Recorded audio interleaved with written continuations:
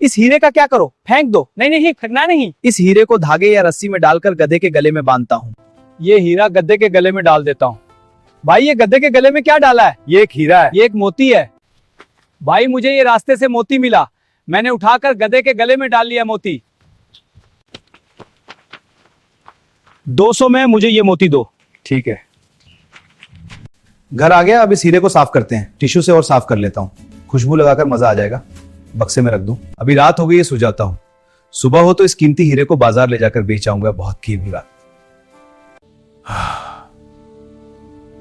हीरे टुकड़े टुकड़े क्यों हो गए?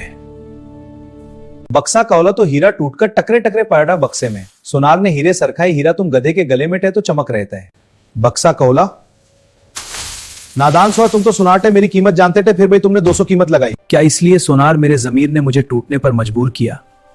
तुमने मुझे पहचान कर पहर भी नहीं पहचाना। सबक कहानी से ये समझ मिलता है कि हीरे के कदर गधे को किया। माँ बाप भी एक हीरा है, उनके कदर करो। कहानी हीरे की कदर। पसंद आई तो हमारे YouTube चैनल नूर इस्लाम साथियों को लाइक, शेयर, कमेंट और सब्सक्राइब करना शुक्रिया।